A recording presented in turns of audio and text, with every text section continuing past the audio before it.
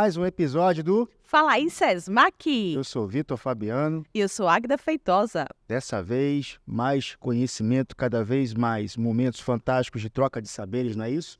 Exatamente, e liderar em cenários de transformações constantes, como é, hein? Esse episódio de hoje promete, porque é um desafio liderar equipes, pessoas, times. Por isso que nós estamos aqui para dialogar bastante sobre essa troca de conhecimento com pessoas fantásticas, não é isso, professora Águida? E trazer a experiência deles, porque o currículo mesmo eu não vou nem apresentar. Exatamente. Vou deixar que ele se apresente. Então vamos conhecer um pouquinho hoje do professor Maxwell Amorim e da Camila Cardoso. Então, quem é o professor Maxwell? Bom, Maxwell é um curioso, né? Um entusiasta que busca transformar conhecimento na prática, né? Mas tentando resumir um pouquinho o meu currículo, né? Fugindo um pouquinho da docência, professor universitário há mais de 13 anos, sou engenheiro de produção formado pelo SESMAC, fiz algumas especializações no SESMAC, engenharia de segurança, logística, engenharia clínica, mestrado em sistemas ambientais, tá? Dentre outras especializações, tá? Fiz também uma especialização em fator acidentário de prevenção, nexo técnico epidemiológico, resiliência, redução de riscos e desastres. Então, tem diversas especializações aí. Mas é isso. Só isso. E aí? Não é isso? Temos uma aluna egressa aí também, participante aí desse nosso cenário também de constante inovação, batendo essas temáticas importantíssimas que regem a gestão, não é isso? Exatamente. Bom dia, boa tarde, não. Boa tarde, boa noite, né? Noite, independente. Não importa a hora que forem assistir, né? Eu me chamo Camila, sou egressa do SESMAC 2 vezes, né? Eu me formei em engenharia de produção com ênfase mecânica no SESMAC e recentemente terminei engenharia de segurança do trabalho, saúde e segurança do trabalho. Inclusive o nosso digníssimo professor Maxwell também, que coordenou, né, todo o curso. Assim como também eu sou formada, só que dessa vez não no SESMAC, em publicidade e propaganda. Foge um pouco da temática de exatas, né? Vou um pouquinho para a área de humanas, dentro da área de publicidade, mas como eu sou uma pessoa que gosto muito de comunicar, gosto de trabalhar sobre a comunicação, aí eu acabei fazendo meu primeiro curso, minha primeira graduação foi em publicidade e propaganda. E tem algumas especializações da área, né? Que são todas relativas a marketing, a endomarketing. Trabalho há 13 anos dentro do mercado industrial. Desses 13 anos, 5 anos foram prestando serviço para uma fábrica de revestimento aqui de Alagoas, né, que surgiu aqui em Alagoas recentemente. E todo o resto foi prestando serviço para uma indústria petroquímica daqui do estado. Não diretamente para ela, mas prestando serviço para, né, em terceira. Nossa. Tô vendo que experiência tem muito, né? Acho que casos de sucesso, o que deu certo, o que deu errado, vai conseguir trazer, né? Só que a gente queria iniciar assim, vamos iniciar do início, né? Já que tem pessoas nos acompanhando, entender o processo. Como vocês poderiam definir, né, gestão estratégica? O que seria uma gestão estratégica? Acabei de ganhar antes, né, uma nova atribuição, né? Coordenador na parte de segurança do trabalho, não falei anteriormente, deixei para que a Camila me apresentasse. Mas é justamente nesse link do que seria a gestão estratégica. É a integração, é uma sinergia. Então, gerenciar de maneira estratégica é considerar processos, é considerar pessoas, mas, acima de tudo, é considerar o horizonte. Para onde eu quero levar essa empresa? Tá? Onde eu estou, quais são as minhas raízes e aonde eu pretendo chegar. Então, através dos nossos processos, das nossas operações e de como gerenciamos essas pessoas para gerir processos em busca de resultados, sejam eles positivos, sejam eles negativos em busca de ser melhorados. Então, é sinergia. Perfeito. Nossa, muita coisa interessante, porque eu estou até curioso, até porque a nossa egressa aqui já, além de ser exata, também é humana, já estão, tem que ter muita humanidade, né? O humano está muito... Exatamente, então acho que a colaboração vai ser intensa, mas mediante esse cenário de transformação, né? Nós passamos por um momento e hoje é muito comum dialogar em 2 cenários, um cenário antes da pandemia e um cenário pós a pandemia. Esse comportamento, essa forma de lidar com as pessoas, de gerenciar times, pessoas completamente diferentes, mudou? Como é que vocês encaram quanto especialistas nessa área também, né? Ter essa visão ampliada de um mundo que está em constante transformação, pessoas que cada vez mais estão muito mais ousadas no querer, e como é que vocês conseguem entender nessa transformação o cenário da gestão estratégica e lidar com times? Fica à vontade, Camille, fica à vontade. Então, na época da pandemia, eu prestava serviço para uma empresa belga, e nessa empresa a gente não parou, né? Então, nós não tivemos a quarentena, devido a ser uma industrial, né? E a área industrial não parou. E um dos maiores desafios foi gerir a equipe, porque muitas pessoas tinham as suas famílias em casa e, assim, criança, idoso dentro de casa. E isso era muito complicado, porque para você conseguir convencer aquela pessoa que o trabalho dela é fundamental, né? Tanto para ela quanto para a gente, a gente tem que, assim, de forma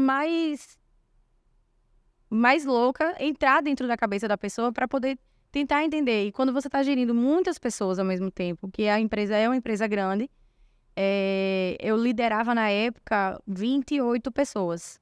Então, assim, eram 28 pessoas que eu tinha que, de formas diferentes, entrar naquele mundo ali e trazer aquela pessoa para dentro da nossa equipe sem falar para ela que ela ia ter que deixar a família. Então, assim, na pandemia foi um desafio extremamente grande. Hoje em dia, as pessoas elas estão muito mais tranquilas com relação ao que aconteceu, né? Mas, independente de qualquer coisa, todos ainda ficam com as sequelas, por mínimo que seja, né? Acaba ficando com aquela sequelazinha ali, de, tipo assim, eu não sei se eu tô 100% seguro ainda, ainda existe aquele tabu, vamos dizer assim, com relação às reuniões que não são presenciais, né, de forma remota, e aí ainda tem muita gente que não gosta. Eu, particularmente, não gosto. Eu gosto aqui, tá? Presencial, né? Eu gosto de me acordar cedo, fazer meu exercício, me arrumar, me maquiar. Eu, trabalhando de casa, não consigo render a mesma coisa do que eu trabalhando dentro da empresa, por mais que tenham os fatores de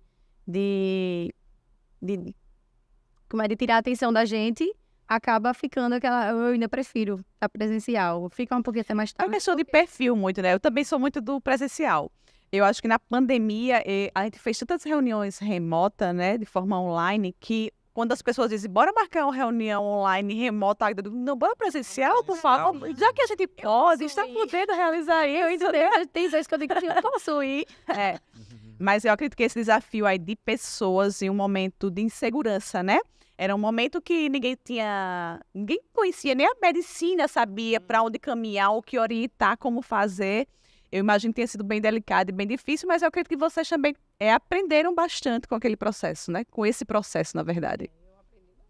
Bastante. É coisa que nenhuma faculdade me ensinaram, né? No dia a dia, né? Exatamente. A cada dia uma nova descoberta, né? Então, aquela estratégia que era pensada a longo prazo precisou encurtar. Então, puxando um pouco para a linha realmente empresarial, o planejamento estratégico pensado em 2, 5 anos precisou ser reduzido para 6 meses, 1 ano.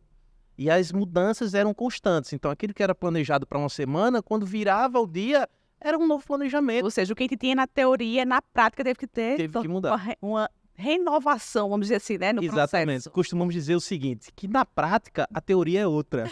Invertendo aí. E realmente foi isso que aconteceu.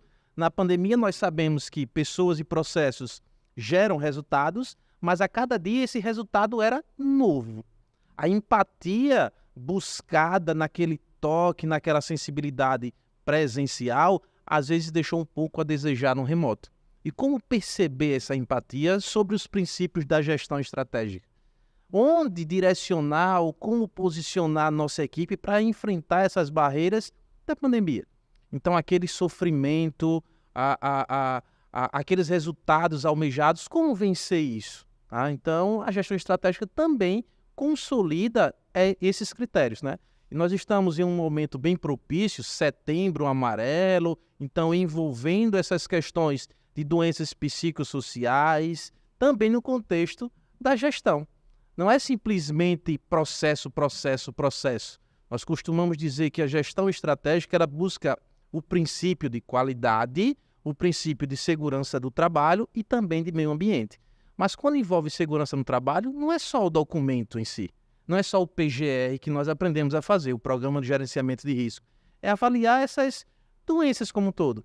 O que poderá proporcionar um ambiente de trabalho muito mais produtivo, mais sobre o horizonte da segurança e de um ambiente mais saudável. Costumamos dizer que não é o contrário.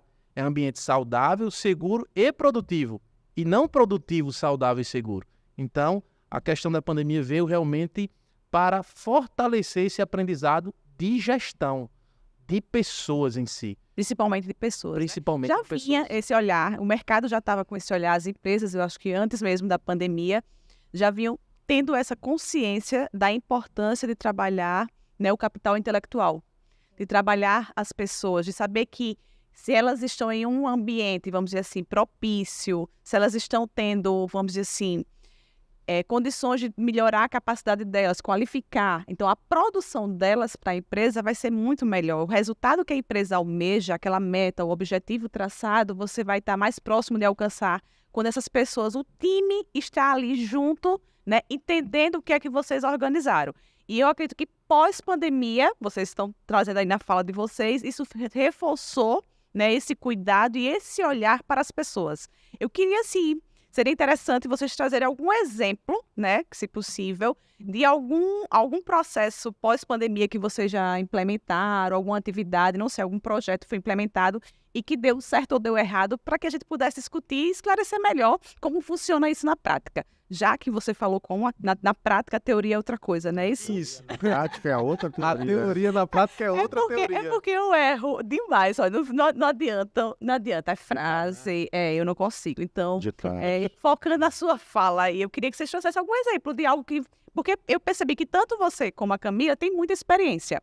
Então, assim, no dia a dia, na prática, traga um exemplo para a gente trazer aqui para as pessoas entenderem melhor esse processo. Você teria algum exemplo mais Tô tentando pensar. atual? Tô tentando pensar aqui, mas eu acredito que tem alguma coisa. Nas nossas atuações, além da docência, eu também sou consultor industrial, principalmente nessa parte de redução de riscos e desastres, planejamento urbano e, quer queira, quer não, processos industriais. E tem um toque que nós costumamos dizer que é a cereja do bolo, que reflete justamente nas pessoas. Nós tínhamos processos definidos, nós tínhamos operações delineadas, nós temos o famoso procedimento operacional padrão bem elaborado, nós tínhamos instruções de trabalhos totalmente treinadas, específicas de um determinado processo, mas faltava algo. E aí, quando tirava as pessoas, o processo não rodava. Como assim aquela pessoa que fazia esse processo rodar em si? O processo não está definido? As etapas não estão pré-estabelecidas? O que é que está faltando? É aquele, entre aspas, o jeitinho em si, que você dá o seu toque no processo. E aí tem uma empresa aqui na região, vamos resguardar o nome, que foi justamente isso que aconteceu, tá? Processos bem definidos, todos treinados, os famosos programas de saúde e segurança, o PCMSO, Programa de Controle Médico e Saúde Ocupacional, bem definido, ASO sendo feito de maneira certinha, né? O exame periódico, o exame admissional, demissional, mudança de função, perfeito. Mas o que falta para essa empresa alcançar o resultado? Então, essa empresa começou a desenvolver um projeto que não era obrigatório, porque todos esses programas que acabamos de falar é obrigatório pelo Ministério do Trabalho. Você tem que fazer porque senão é multado. E ela começou a desenvolver justamente um trabalho voltado para a empatia em si. Reconhecimento, aliás, reconhecer o que estava faltando nas pessoas. Naquele binômio, pessoas e processos geram resultados. O que falta para gerenciar pessoas, para que esses resultados sejam realmente alcançados de maneira mais fácil? Nós estamos com um processo bem definido, mas o que falta? Foi justamente isso. Esse programa de empatia que buscava identificar diariamente o que faltava nessa busca de gestão. E fez a diferença. Fez a diferença. Muito mais fácil. E aí repercute em uma outra situação. Reter talentos. Ao mesmo tempo que retinha talentos, o colaborador ele se sentia parte integrante daquela empresa.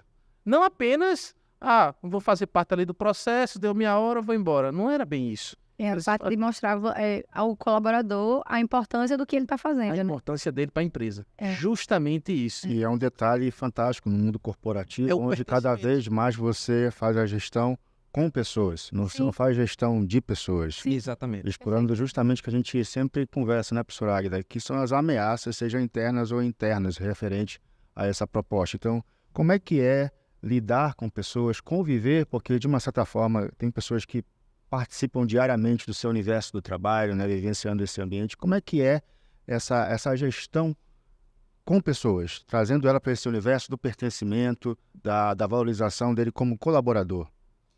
Cara, o exemplo que eu ia falar aqui era justamente sobre isso. Na empresa que eu estava durante a pandemia, a gente tinha esse programa por conta da empresa que a gente prestava o serviço, né? Então, tem um programa interno da empresa que a gente prestava o serviço e tinha o programa da empresa que eu trabalhava.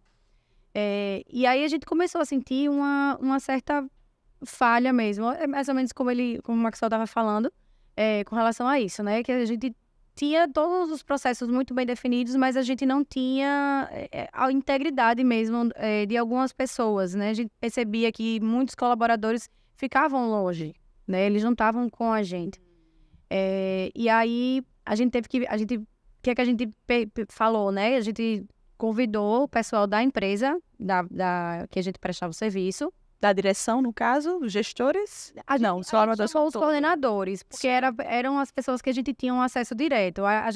Eu trabalhava na área da logística, né? Então, a gente convidou os coordenadores da empresa que a gente prestava o serviço para integrar uma empresa com a outra, né? E a ideia era fazer o quê? Era fazer com que as pessoas que estavam na nossa empresa entendessem a importância daquilo ali que ele estava fazendo. Cara, você não está aqui só passando um pano para deixar limpo. Você está passando um pano para deixar limpo por quê? Né? Teve um livro que eu li, que inclusive foi um professor meu de publicidade e propaganda. Ele é professor de marketing meu. Foi, né? Professor de marketing. Ele me indicou um livro, Comece pelo Porquê. Cara, esse livro é sensacional. Para quem não está entendendo ainda qual é o seu... Por que que você está fazendo o que você está fazendo? A gente está aqui por quê? Sabe? E aí, a gente tentou passar isso para todos os colaboradores. Assim, infelizmente, a gente não consegue atingir todo mundo. É uma linha muito tênue, né? Com relação à aceitação. Principalmente quando a gente percebe que não tem a aceitação da liderança. É isso que eu ia falar. Às vezes o maior desafio não está nem na parte operacional nisso, né? A liderança é o Está na pior. parte de gestão mesmo, a liderança ali. No exemplo a ser passado. Não é Exatamente. simplesmente falar o que deve ser feito. É mostrar o que deve ser feito. Então, é liderar construindo juntos. É direcionar, mas ir E também. tá junto, você não vai estar só aqui Exatamente. dizendo, comandando a distância, né? Exatamente. Estamos juntos, né? Então, a ideia da gestão estratégica, puxando um pouco para um contexto mais técnico em si, nós falamos de agregação de valor. Perfeito. Então, atividades que agregam valor, atividades que não agregam e atividades que não agregam, mas são importantes. Mas agregam valor para quem? A princípio, para os nossos clientes. Os clientes estão buscando algo porque agregam valor. Eu vou ali lanchar, mas não por conta do caldo de cana com a coxinha. Eu vou ali buscar nutrientes. O que é que agrega valor para potencializar esses nutrientes? Então, nos nossos processos, e aí volta a falar, pessoas e processos geram resultados. Nos nossos processos, constituído de operações, quais são essas operações que agregam valor? Precisamos potencializá-las, maximizá-las, mas também existem atividades que não agregam, operações que não agregam. Buscamos eliminá-las.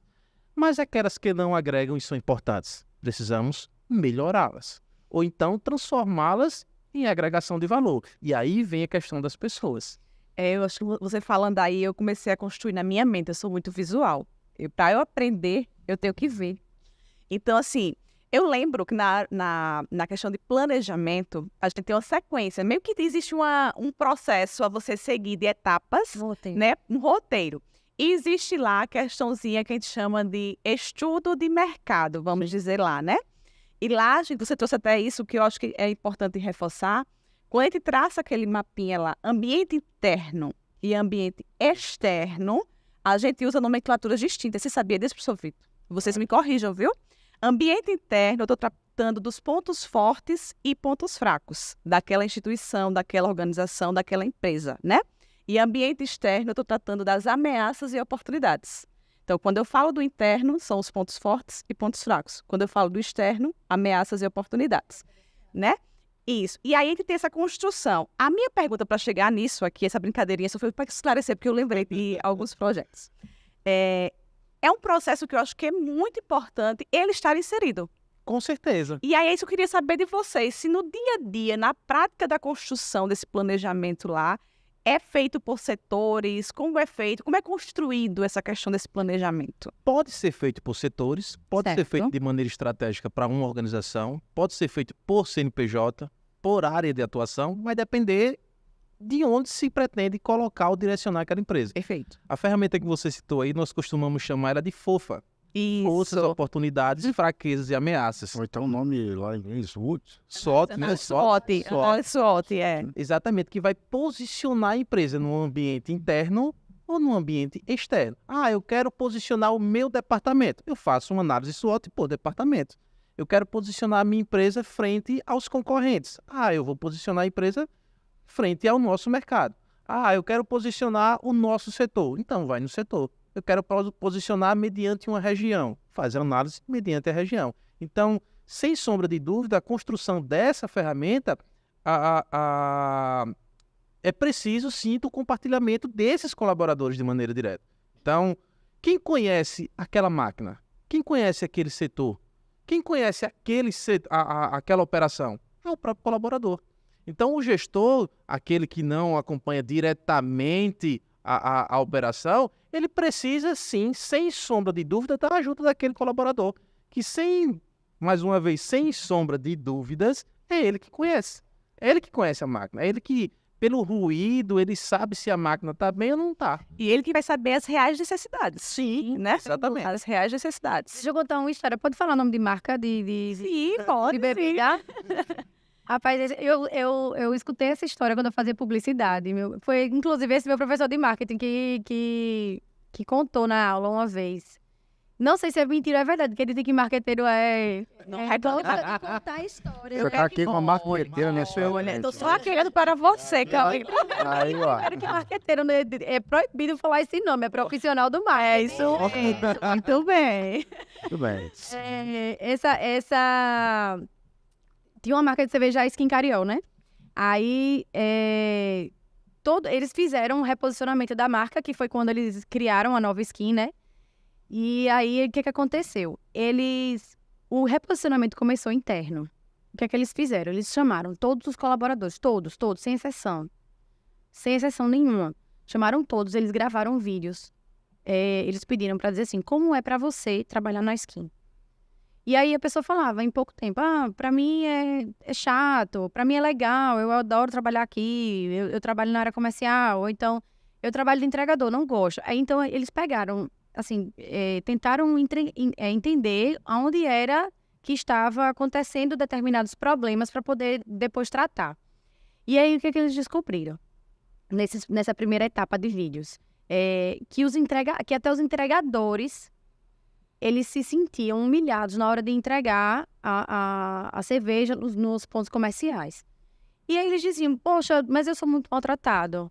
Às vezes eu fico esperando, aí chega o pessoal da Ambev e passa na minha frente. E é um absurdo, eu não gosto, eu me sinto muito mal, eu me sinto humilhado, eu não me sinto confortável trabalhando desse jeito. Enfim, vários depoimentos assim. E os dos entregadores eram os mais comoventes, vamos dizer assim. E aí eles fizeram todo o trabalho de reposicionamento de marca interno e externo. E aí foi quando surgiu a nova skin, eles começaram a se reposicionar no mercado, veio a história do Experimenta, e aí, dentro da área da propaganda, vamos dizer assim, teve uma limitação, né, que não pôde mais fazer a ascensão ao Experimentar, porque estava levando, enfim, N coisas. E aí, quando eles começaram a se reposicionar no mercado, que começou a subir as vendas novamente, eles fizeram novamente esses vídeos. E aí é que entra o que a gente estava falando agora, de você saber a importância do que você está fazendo. E os caras, assim, eles quando filmaram de novo, poxa, é muito legal trabalhar aqui dentro da Skin. Eu sou muito bem recebido nos bares quando eu chego. A minha família inteira, pessoas da minha família que não falavam mais comigo, hoje em dia voltaram a falar comigo só para poder ganhar cerveja. Por mais que seja na hora do interesse. Assim, porque, assim, às vezes, por mais que seja no interesse, às vezes a pessoa acaba descobrindo que tem até uma coisa em comum ali. Porque tem parente meu que bebe, eu não sei. Às vezes não sabe, às vezes não tem tanta intimidade. E por aí vai, né? Mas, assim, a importância de você saber o que é que você está fazendo e por que você está fazendo. Como que dentro da empresa é importante que todo mundo abrace a causa. Então, isso aí, eu acho que esse ponto é muito importante, porque, olha só, foi no entregador. Muitas vezes eles não tinham nem esse olhar. Às vezes a gente fica aqui no topo, né? Não para olhar o todo. E essas respostas de quem está ali, diretamente até com o cliente, ou o cliente direto ou indireto, é quem vai trazer um retorno até da marca mesmo. Sim. Olha que pesquisa, ele tinha uma pesquisa interna. E não sabia ainda aproveitar na época. Exatamente. Com esse start, conseguiu desenvolver diversos outros projetos. Eu acompanhei uma entrevista bem parecida com essa também. Tá? Sobre reposicionamento. Exatamente, sobre o reposicionamento de mercado. E isso parte da visão do líder, não é isso, professor? Sim. Também, a visão do líder. Um líder, ele lidera, por exemplo, também. Ele consegue ter essa visão ampliada de entender onde ele deve se posicionar, conhecer as etapas de cada processo, desde a base até o topo da pirâmide, fazendo um trabalho realmente de reconhecimento, né? E aí esse reposicionamento, Isso. creio que seja um ato de liderança também, não é isso? Com certeza. É preciso saber o papel que cada um deverá desempenhar. Existem algumas músicas por aí que diz cada um no seu quadrado. É exatamente isso na gestão. O líder ele precisa saber identificar potencialidades do ambiente interno para alcançar resultados promissores nesse ambiente externo, reduzindo ameaças, potencializando essas oportunidades. Perfeito. Então, o olhar do líder é fundamental, mas não apenas dele, de todos da equipe. Então, o olhar do entregador é ele que teve aquela percepção, poderíamos fazer assim, poderíamos fazer assado e assim posicionar a estratégia da empresa e volta a falar da gestão estratégica empresarial pelo olhar da liderança. Aonde devemos nos posicionar? E aí existem duas principais características da liderança. Tem o líder técnico e aquele líder gestor. Nem sempre um poderá jogar na posição do outro. Nós tivemos alguns episódios aí na seleção brasileira, onde onde um jogador foi técnico da seleção, foi gestor e não se deu muito bem. Enquanto outros que não foram jogadores tiveram um bom resultado. Então, qual é o papel do gestor? Qual é o papel do colaborador? Cada um tem a sua importância. E perfil também e habilidades, né? A gente brinca muito isso. Às vezes um bom vendedor não vai ser um bom gerente. Sim. Né? E tem isso mesmo, e isso é real, isso acontece mesmo. Quase sempre repercute justamente nesses resultados empresariais. Então, qual é a potencialidade que aquele líder identifica ou terá condições de identificar na sua equipe? Isso é fundamental, porque tem um time ali, né? Então, cada um tem uma habilidade, cada um tem um perfil, e eu tenho que saber explorar, né? Para trazer junto e complementar os demais. Eu acho que é por aí o caminho, né? Maximizar o uso. É por causa do Maxwell. Eu acho que é porque Maxwell, maximizar, né? Eu acho que é por aí que ele vai. Maximizar os resultados. É importante falar daquela agregação de valor. Eu estou agregando valor para clientes. Beleza. Mas não é somente os clientes. Nós temos os famosos stakeholders, ou as partes interessadas. Você lembra dos stakeholders, professor? Lembro. Os atores sociais envolvidos no processo? Sempre. Vizinhança, nós temos governo, nós temos colaboradores. Fornecedores. É. Qual fornecedor que não quer que aquela empresa que ele está fornecendo se dê bem? Se aquela empresa não se der bem, ele não vai ter para quem vender. É política saudável do ganha e ganha. Exatamente. Mas isso talvez só seja possível também pela compreensão da missão valores e visão, não é isso? Eu queria que vocês pudessem trazer uma definição prática disso, se isso nos dias de hoje, apesar de ser bastante antigo, ainda é aplicável, se passamos por um remodelamento, como é que vocês conseguem entender essa visão especialista da nomenclatura missão, visão e valores dentro do ambiente corporativo? Fundamental, né? Fundamental. Missão, quer falar algo, Camila? Não, pode falar. Eu já fico maquinando. Missão, sem sombra de dúvidas, podemos dizer que em poucas palavras, é a razão de existência. O que a empresa faz? Você está fazendo o que hoje? É a sua razão de existência. Eu tenho uma empresa que é para resolver um gargalo. Qual é o gargalo? Ela está fazendo isso? Ela está resolvendo isso? O que você está propondo, você está entregando? Eu tenho a entrega mais rápida do mundo. Está entregando mais rápido do que todos? Quais são as suas deficiências? Eu pretendo ser a melhor da minha região. Você é realmente a melhor da região?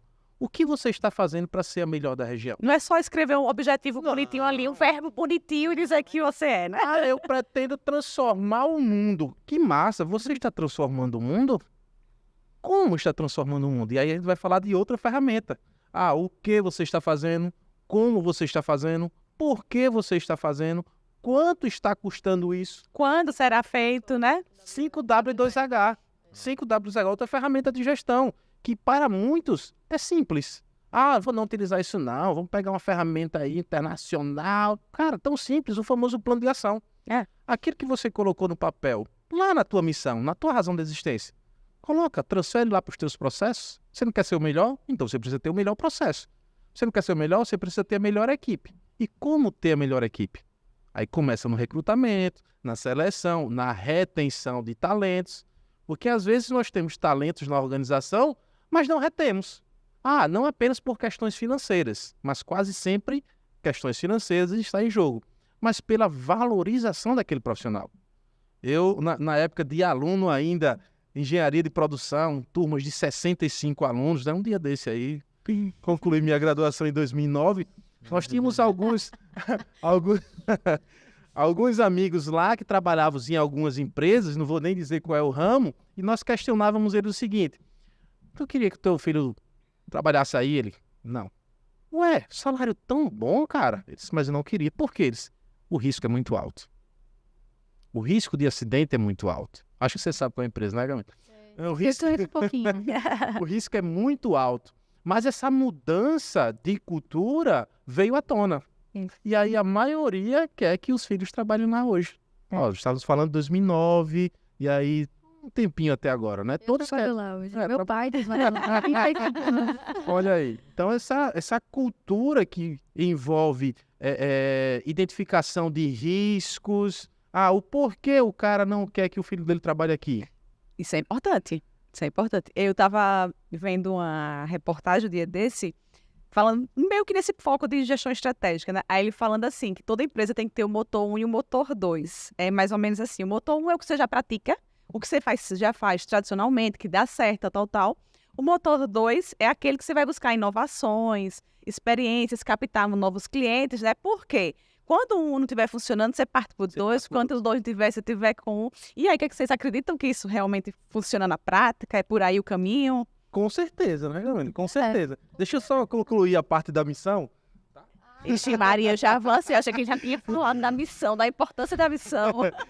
Missão, razão de existência, visão. Para onde você quer ir? A empresa está em Alagoas. Eu pretendo me tornar a melhor da região Nordeste. Visão. Quando? Em 2024 eu pretendo ser a melhor do Nordeste. Em 2030 eu pretendo ser a melhor do Brasil. Em 2032 eu pretendo explorar o mundo. Beleza, visão. E aí vem os valores. O que vai sustentar os teus processos para fazer com que você alcance essa missão? Equidade. Fraternidade. Ética. Na prática é assim? Eu ia perguntar isso a vocês, se funciona mesmo, na experiência de vocês. Na prática, precisa ser assim. Algumas empresas, infelizmente, colocam lá o seu nome bonitinho. Mas na prática, a teoria é diferente. Às vezes rola uma hipocrisiazinha, né? É bem forte falar que é hipócrita, mas assim, infelizmente é isso. Nem todo mundo está preparado para essa conversa, né? Muitas vezes o fundador, né? Porque normalmente quem quem está por trás, né, da missão, dos valores, é o fundador, né? Que não dá pra gente pegar, tipo assim... Na grande maioria, ele quem denomina ali, né? Que o ideal seria construir conjunto ali, né? Pronto, perfeito. Perfeito, falou tudo aí. É assim, eu acho que até quando você vai criar alguma coisa, até para você criar alguma coisa, uma empresa do zero, por mais simples que seja, pelo serviço mais simples que seja para prestar, tem que ter uma coisa, não dá para uma pessoa sozinha fazer todo esse conjunto de idealizações, de ideias, de pensamentos e de visão também.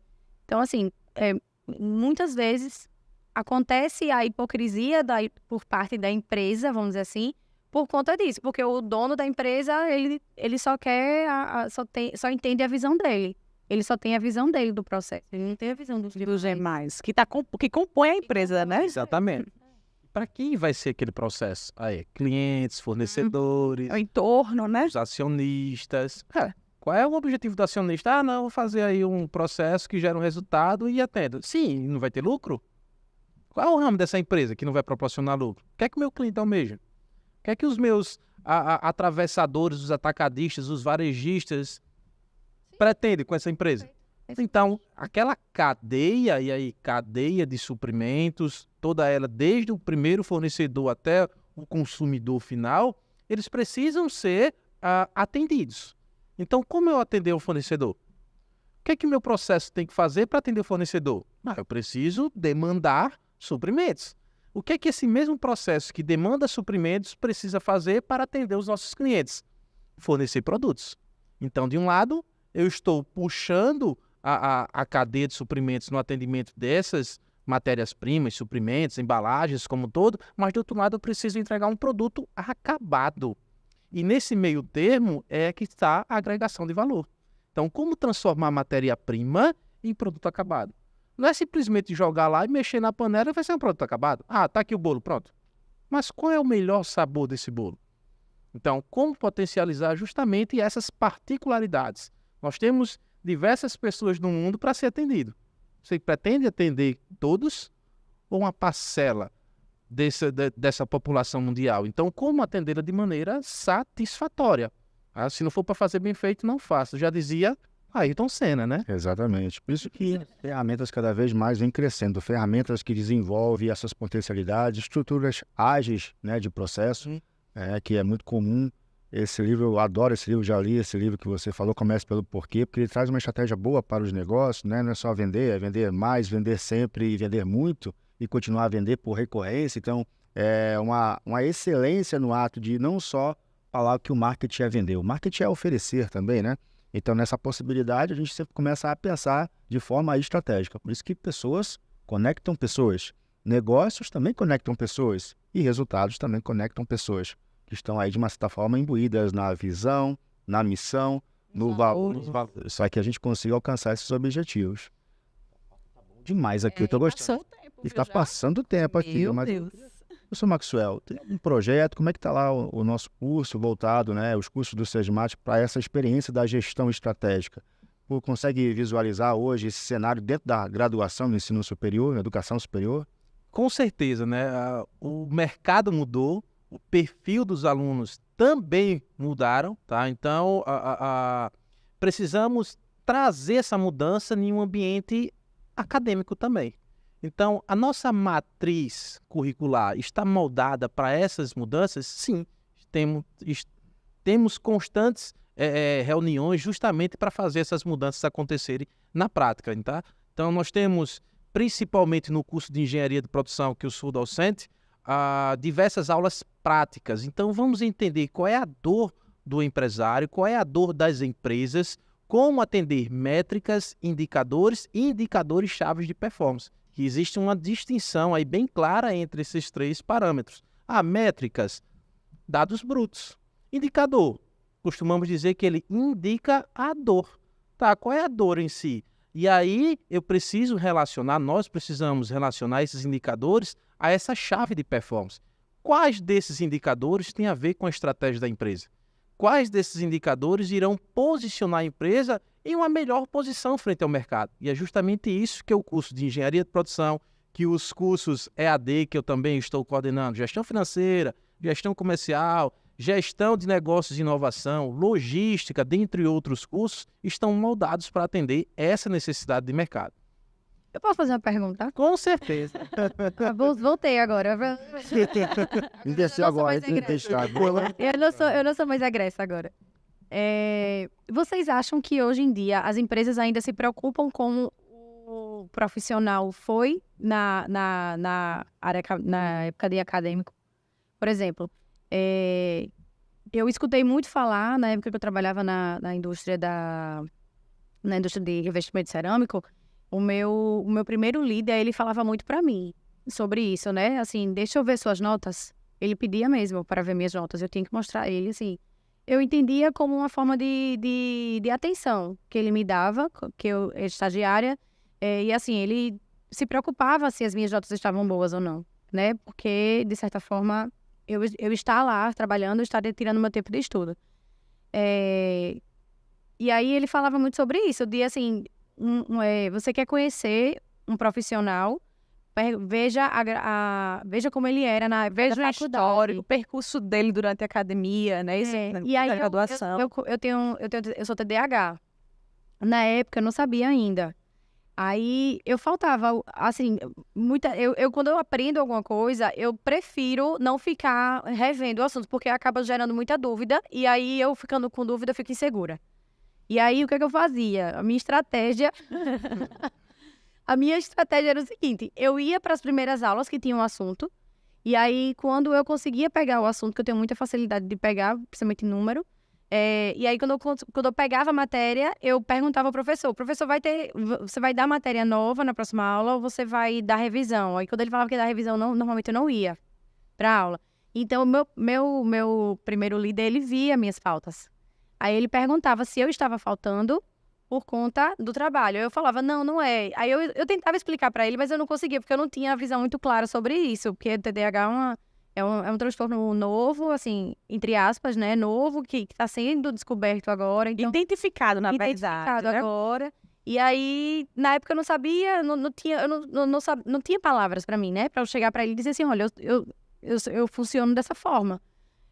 E aí, ele ficava muito preocupado com isso. E ele falava pra mim, Camila, como é que você acha que isso pode influenciar pra você dentro do trabalho? Porque imagina se eu te contrato. Se você, como estagiária, que trabalha meio período, já falta as suas aulas, imagina você trabalhando efetivamente, né? E aí, assim, eu queria saber de vocês, não sei. Antes de você responder, fala um pouco daquela passagem que você compartilhou comigo. Você tem TDAH, o que acontece com o pessoal que tenta fazer algo e tem TDAH? Ah, tá, porque todo mundo fala que as pessoas inclusive os psiquiatras, tá? Os estudiosos falam que quem tem TDAH não consegue concluir as coisas. E assim, inicia, mas não finaliza. Não finaliza, exato. E eu tenho 3 faculdades. Né? Tenho várias pós-graduações, todos concluídos, com certificados e tudo mais. E 100% de aproveitamento. Só não passando pela revisão. Não Mas aí você criou. Mas aí isso é importante, você criou uma tática pra você. Né? Do jeito que eu funciono. Não necessariamente vai ser o jeito que outras pessoas que são TDAH funcionam também. Eu sou uma pessoa que eu não sou só visual. Eu sou um pouquinho de tudo. Assim, eu sou visual, eu sou auditiva e eu sou prática. Entendeu? Então, assim, pra mim, hoje em dia, escutar as pessoas... Tem muita gente que chega pra eu, que eu falei pra ele, e diz assim, tá vendo aí? Toda vez que eu revejo meu currículo, eu fico impressionada comigo mesma. Porque eu me sinto orgulhosa, de verdade. Isso é muito bom, porque Camila. Quando eu olho assim, eu digo, poxa vida, eu sou uma pessoa nova, eu com 21 anos, já estava formada em 2 faculdades. Então, assim, cadê o TDAH aí? Né? Fugiu da regra que as pessoas às vezes querem rotular a gente, não é verdade? Mas respondendo a sua pergunta, estudante é uma profissão. Ele tem que ser encarado dessa forma. Ele tem que realmente produzir o melhor que ele pode saber ter, que é o conhecimento. Então, não que a gente exija nota de alguém, mas acompanhar eu acho que é importante, né? Saber como está, porque aquele será o futuro trabalhador que pode transformar a vida de pessoas, pode ser um excelente colaborador também. E, de uma certa maneira, prematuramente identificar talvez algumas potencialidades, algumas fragilidades e ainda no universo acadêmico poder colaborar com isso, não é isso? Então, eu acho que é um cenário interessante. Não seria pedir a nota, mas acho que acompanhar seria um parte de um processo do futuro profissional da minha empresa. Eu acho que é uma preocupação, né? Não é isso, professora? É isso, e assim, só para finalizar, que acho que o nosso tempo já está acabando. É bom demais, é bom demais. Continua. Esquece de seguir. Fala aí, SESMAC no Instagram. É isso que a Camila trouxe. O SESMAC hoje já tem esse cuidado, Sim. esse acompanhamento do perfil do aluno. Então, aquela questão de anos atrás, que eu fui professora, sou professora também de pós-graduação, que a gente ministrava uma aula meio que achando que todo mundo ali estava no mesmo nível, né? sem considerar essas particularidades. Hoje, a instituição, o SESMAC, tem o maior cuidado com isso. E tem profissionais e um núcleo adequado para entender, pontuar, passar um retorno para a sala de aula, para os professores, coordenadores e atuar de forma específica. Que é o núcleo psicopedagógico. Exatamente. É justamente identificando essas necessidades e onde podem ser melhoradas. Costumamos dizer lá, principalmente lá no SESMAC EAD, né, no SEAD, que nós temos esse núcleo psicopedagógico, mas nós temos a acessibilidade plena. Então, acessibilidade digital, intelectual Perfeito. e outras questões de deficiência física, dentre outras já identificadas, tá? Reforçando aquela pergunta que Vitor me fez, de como a instituição posiciona, como o curso se posiciona, nós temos uma proximidade muito grande com os conselhos regionais. Então, CRA, nós temos uma proximidade muito grande, principalmente de engenharia, com o CREA, tá? Então, participamos diversas vezes de congressos, palestras, para entender como o mercado está se posicionando, para que a gente, de maneira interna, possa posicionar os nossos processos e oferecer cada vez mais uma melhor a transformação aí do conhecimento em prática para a realidade do E aliar competências às habilidades produzidas, né? Que esse Porque eu acho que o mercado hoje busca o quê? O resultado. Então, você compreendendo o perfil de cada um, ali, tanto em sala de aula como você profissional, você vai saber aproveitar o profissional. Você, perfeito, você, sem saber o que você tinha, você já criou uma tática, uma estratégia para você ali, para você ter o seu resultado positivo. Sim. E esse resultado positivo, que é o que as empresas buscam, lógico, né? É entender como funciona cada um deles. Exatamente. Eu só perdi uma matéria, viu, em engenharia de produção, que inclusive... Mas voltou, né? Foi culpa dele, foi? Fui professor dela, né? Mas olha só, hoje você está aqui no Fala aí, SESMAC, né? Exato, falando e propagando conhecimento. Eu voltei para pós-graduação. Tá vendo? Então, Vamos aqui fazer vai nosso todo brinde mundo. aí? Vamos, gente. Gente, muito obrigada, Mas, viu? Nossa, Vocês, foi obrigado. maravilhoso a contribuição de vocês. Esse é o SESMAC, 50 anos iluminando histórias. E mais um episódio do... Fala aí, SESMAC.